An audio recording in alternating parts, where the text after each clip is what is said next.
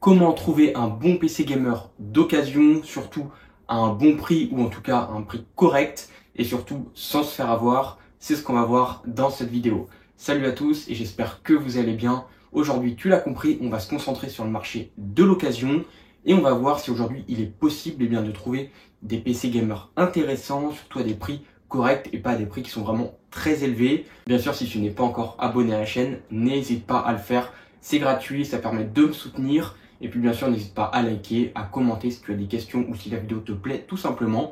Et aussi, n'hésite pas à activer ta cloche de notification. Pourquoi? Parce que sinon, tu vas louper toutes mes futures vidéos. Dans la description de cette vidéo, je vous mettrai aussi des liens de PC neufs pour ceux qui sont intéressés à des prix intéressants et surtout avec une configuration intéressante. Donc c'est pareil, n'hésitez pas à aller voir dans la description si jamais ça vous intéresse. Du coup, c'est parti, on va commencer cette vidéo. Et bien sûr, comme tu t'en doutes, on va se concentrer sur deux plateformes. Donc, bien sûr, eBay, parce que comme tu le sais, c'est une plateforme qui est là depuis des années. Et vraiment, l'avantage de eBay, c'est que tu peux trouver des affaires intéressantes, mais surtout, tu as aussi des ventes aux enchères. Et ça, c'est plutôt pas mal, puisque la plupart du temps, on peut trouver des produits à des prix inférieurs. Donc franchement, c'est plutôt intéressant. Et on va regarder aussi sur Le Bon Coin. Donc du coup, sur ces deux plateformes, je vais vous donner quelques astuces déjà de 1 pour éviter de vous faire avoir. Et surtout, pour recevoir le produit que vous avez commandé. Donc c'est plutôt important. Donc je vais vous montrer ça sur l'ordi. C'est parti. Donc du coup, c'est parti, on commence. Et déjà, avant même d'aller plus loin dans cette vidéo, je vais vous donner quelques petites astuces pour éviter tout simplement de vous faire avoir. Donc il faut savoir que sur eBay, on a des indices qui nous permettent de savoir si le vendeur est bien noté ou pas. Donc là, comme vous pouvez le voir sur le premier PC qu'on voit, Top Fiabilité Plus, 100% d'évaluation positive, donc ça c'est plutôt pas mal. Après, le PC est assez cher, on regardera plus tard, mais voilà, vous avez ce petit indice juste ici. C'est pareil juste ici, 95,2% d'évaluation. Là par exemple, ça c'est quelque chose que je déconseille quand on est à 0, donc pas d'avis positif, ni négatif, ni rien du tout en fait. C'est-à-dire que la personne n'a ni acheté ni vendu sur eBay. Et bien ça déjà je vous déconseille puisque on ne sait pas si derrière vous allez recevoir l'objet ou pas. Donc voilà, même si vous êtes couvert sur eBay, attention, je tiens à le préciser, vous êtes couvert sur eBay, mais faites quand même attention. Privilégiez plutôt, on va dire, des vendeurs qui ont fait déjà beaucoup de ventes et qui ont beaucoup d'évaluation plutôt qu'une personne qui a 0% d'évaluation. Donc voilà. Bon, comme vous pouvez le voir, il y en a beaucoup, et là il y en a un deuxième juste ici. Après là, il y en a un autre ici avec 100% d'évaluation. Donc ça, c'est plutôt bien. Encore 0, 100%. Donc voilà. Avec ces petits indices, déjà, vous pouvez vous dire, ok, si la personne a 0%, je vais peut-être éviter d'acheter sur cette personne-là, tout simplement. Pareil sur Le Bon Coin. Il faut faire attention sur Le Bon Coin parce que Le Bon Coin, même si ça reste une très grande plateforme, avec leur nouveau système de livraison, on peut avoir des mauvaises surprises. C'est déjà arrivé. Donc je préfère vous le dire. Si vous préférez aller sur Le Bon Coin, privilégiez plutôt des PC dans votre région. Comme ça, vous pouvez vous déplacer, aller les regarder et puis voir s'ils fonctionnent correctement plutôt que de faire des livraisons puisque ça peut être parfois compliqué de se faire livrer l'objet. Donc faites très attention, je connais des personnes à qui c'est arrivé. Donc si vous achetez sur Le Bon Coin, privilégiez plutôt la remise en main. Donc vous allez voir l'objet, vous vérifiez, etc. Remise en main propre. Et puis si le PC vous convient, vous l'achetez. Voilà, donc ça c'est important. Je vous déconseille sur Le Bon Coin la livraison. Par contre, sur eBay, vous avez quand même d'assez bonnes protections avec eBay. Donc logiquement, moi j'ai toujours acheté sur eBay, j'ai jamais eu de soucis particuliers. Donc très honnêtement, sur eBay, vous pouvez faire une livraison sans aucun souci. Mais si vous avez la remise en main propre, vous pouvez aussi le faire parce qu'il y a certains vendeurs sur eBay qui proposent aussi de remettre l'objet en main propre. Donc après, ça dépend si vous êtes loin ou pas. Mais voilà, en tout cas, c'est possible sur eBay. L'autre avantage de eBay, c'est qu'aussi on a des ventes aux enchères comme je l'avais expliqué tout à l'heure. Et donc parfois, on peut faire des affaires plutôt intéressantes. Donc ça, c'est cool. Donc bien sûr, après, il faut trouver la perle rare. Mais voilà, ça peut arriver de faire des bonnes affaires. Du coup, on va prendre le premier PC gamer qu'on trouve ici à 230 €. Ce qui est bien, donc on peut faire aussi des offres. Donc ça, c'est plutôt cool. Il me semble que sur Le Bon Coin, c'est possible aussi. Et donc voilà. Donc là, vous pouvez voir qu'on est sur un vendeur qui a 287 évaluations avec 95% d'évaluation positive. Donc c'est plutôt pas mal. On peut dire que c'est un vendeur en qui on peut potentiellement avoir confiance. Donc du coup, le PC, alors, qu'est-ce qu'il a d'intéressant? Donc il a un petit ventirad, ok. On voit pas grand-chose. Là, l'alimentation 80 plus bronze. La marque, je n'en ai aucune idée. On voit pas, c'est un peu caché. Ici, on a quelques caractéristiques. Donc on a un Ryzen 5 3600. Donc, alors, le Ryzen 5 3600, c'est un ancien processeur, mais aujourd'hui, il est intéressant puisqu'il est en PCIe 4 comparé au 4500 ou au 5500 qui eux ne seront pas en PCIe 4. Donc, si jamais vous recherchez un PC pas cher, le 3600 peut être intéressant. Ensuite, en carte graphique, on a une GTX 1050, donc ça, c'est pas exceptionnel. On a 16 Go de RAM en DDR4, donc ça, c'est plutôt pas mal. On a une carte mère, bon, entrée de gamme à 320M, ça c'est pas, voilà, ça me choque pas. Et en stockage, on a un SSD de 120 Go. On va regarder l'annonce, qu'est-ce qu'il nous dit d'intéressant? Alors, vent PC Gamer, GTX 1050, 16 Go de RAM en 3200, NVMe de 128 Go, et une alimentation de 500 watts, voilà, ok, et un ventilateur de 12 cm installé, envoi rapide. Ok, donc, ça, c'est un objet d'occasion, donc 230 €. Bon, c'est un PC complet, donc vous avez tout, hein. Donc c'est pas super cher, mais peut-être que si on fait une offre, eh bien on pourrait peut-être l'avoir un peu moins cher. Donc peut-être 180 €, 190 €. Ça peut être intéressant, sachant qu'on a le 3600, on a Windows 10 installé, on a 16 Go de RAM, on a la GTX 1050 qui va vous permettre de faire quelques jeux, peut-être en attendant d'avoir une carte graphique un peu plus puissante, pardon. Et on a 119 Go de SSD, donc il faudra acheter un disque dur. Bon, après voilà, pour 200 €, faut pas en demander trop non plus. Ça peut être intéressant, donc ce PC-là, pourquoi pas, il peut être intéressant. Après, en faisant quelques petites évolutions, ça peut être pas mal. Donc ok, qu'est-ce qu'on a d'autre? Donc là, 0% non, 0%. Là, 100% d'évaluation, 419 €. Donc ça, on peut aller regarder qu'est-ce qu'on a d'intéressant. Alors déjà, comparé à l'autre, c'est vrai que le PC est beaucoup plus propre. Ça, on va pas se mentir, c'est vraiment propre. Par contre, on voit que l'alimentation, ça reste du bas de gamme. Là, on voit les fils rouges qui dépassent, donc c'est pas exceptionnel. Sinon, le boîtier, il est correct. Le boîtier est pas trop mal, avec la vitre et tout, ouais, c'est sympa. Ok, ouais, donc le PC plutôt propre, ça va. Franchement, ça va, même la poussière, on voit qu'il n'y en a pas tant que ça, regardez. C'est vraiment pas mal. On va voir un petit peu ce qu'on a en description. Alors, donc tour seul avec cordon d'alimentation, ok. Système Windows 11 Pro activé, carte mère B450M K2, d'accord. Ryzen 5 2600, donc c'est pas le meilleur processeur en soi, mais ça reste quand même un Ryzen 5. Une GTX 1070, là c'est mieux que la 1050, hein, clairement. 16 Go de RAM à 3000 MHz, pas mal. Un NVMe de 500 Go, ok. Une alimentation LEPA de 550 watts, pourquoi pas. Et un boîtier Enermax avec 4 ventilateurs. Très bon PC pour des jeux e-sport en Full HD, CS2, Overwatch, voilà, Fortnite, etc. Et les jeux indépendants. Les derniers gros jeux demanderont évidemment des efforts graphiques. Ce qui veut dire par là que vous devrez baisser peut-être la qualité graphique sur certains jeux en 1080p, ce qui est tout à fait normal vu qu'on est sur une 1070. Alors, 419 €, je trouve que c'est un peu cher quand même. Voilà, pour ce type de configuration, voilà, le prix est au-dessus du marché, donc c'est pas vraiment un PC que je pourrais vous recommander d'acheter. On va continuer à regarder. Là, 0%, donc non. Ordinateur de bureau, petite tour ATX, donc non, ça m'intéresse pas, 0%. 440 € et on a un 3600. Tiens, on va aller regarder ça. Alors, donc là, déjà, on voit que le gars qui vend ça à toutes les boîtes. Ça, c'est plutôt cool. Ça, c'est plutôt pas mal. Alimentation Cooler Master de 600 watts, on voit sur les boîtes. Ouais, on va voir la tour, comment elle est. Donc, on est sur un boîtier Zalman. Ok.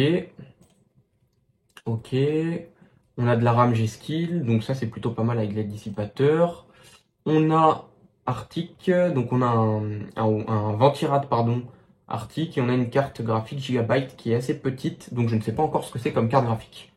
Alors, qu'est-ce qu'on nous dit d'intéressant? Donc on a un boîtier sobre, donc le ATX Zalman T6, pourquoi pas, le Cooler Master en 600 watts, ok, MSI B450M, elle est neuve, d'accord, ventirad double, ventilateur Arctic Freezer 36, neuf aussi, pas mal.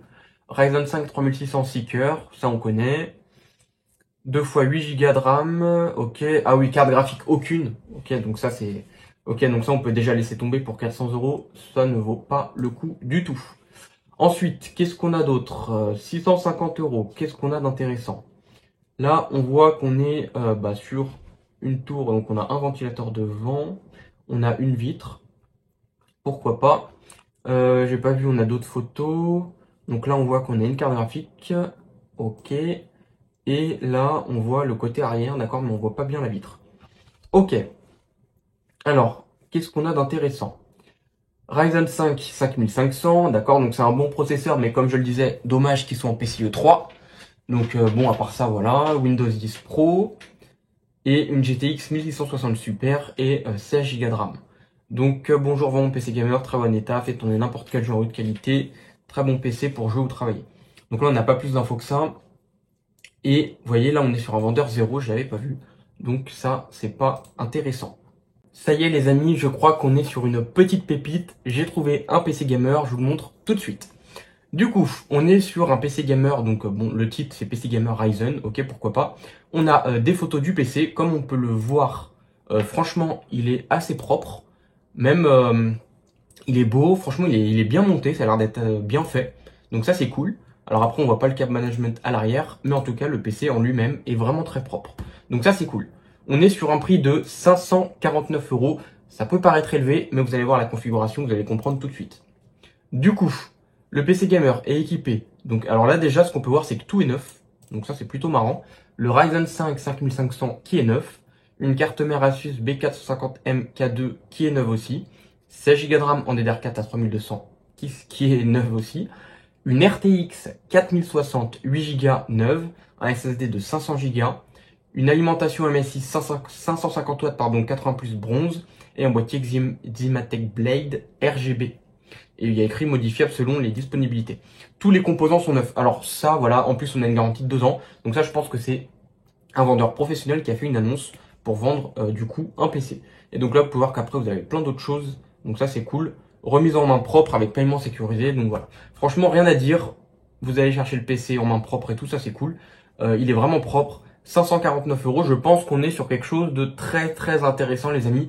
N'hésitez pas à me dire ce que vous en pensez dans les commentaires. Mais franchement, rien que la 4060, elle toute seule, si vous l'achetez neuve, elle est déjà aux alentours des 300 euros.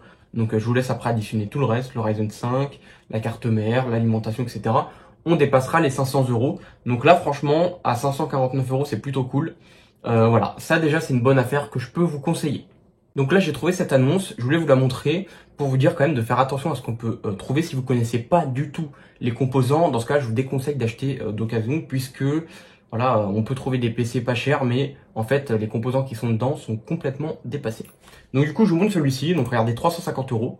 C'est pour de l'occasion, ça reste quand même un prix assez élevé, hein, on va pas se mentir.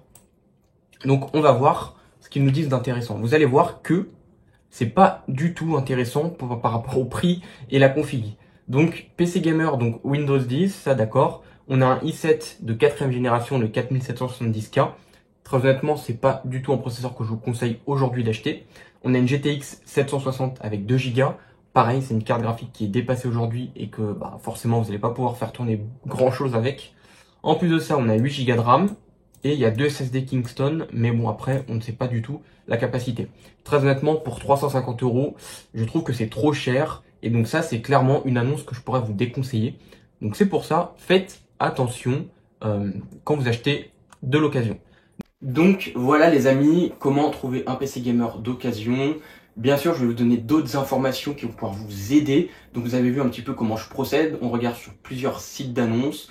Et puis on compare, on regarde les prix, etc. J'ai trouvé une bonne affaire, comme je vous ai montré dans cette vidéo. Donc un PC gamer qui était plutôt intéressant, à un prix correct, et il était assez bien équipé. Donc bien sûr, pour les personnes qui recherchent un PC gamer d'occasion, comme vous vous en doutez, c'est pas du jour au lendemain. En général, c'est plusieurs jours de recherche, puisque les annonces, ça va et ça vient. Donc il ne faut pas se précipiter, et il faut regarder sur plusieurs jours avant justement de se décider à acheter quelque chose. Il ne faut pas le faire sur un coup de tête, il faut vraiment bien regarder. Du coup, je vais vous donner d'autres infos qui vont vous aider justement à faire le tri sur les PC. Parce que comme vous l'avez vu, on trouve encore des PC avec des GTX 760, avec des processeurs de 3e ou 4e génération, qui là forcément, je vous déconseille d'acheter ce genre de PC. Donc on va dire que en termes de processeur, quand vous regardez le marché de l'occasion, essayez de ne pas acheter en dessous de la 10e génération du côté d'Intel. Et bien sûr du côté d'AMD, essayez de partir sur du Ryzen 5, 3600 au minimum, et puis tout ce qu'il y a au-dessus, hein, les versions 4000, les 5000, etc. sans aucun souci. Après, si vous trouvez les dernières générations en DDR5 pour des prix corrects, c'est pareil, ça peut être intéressant. Pareil du côté d'Intel.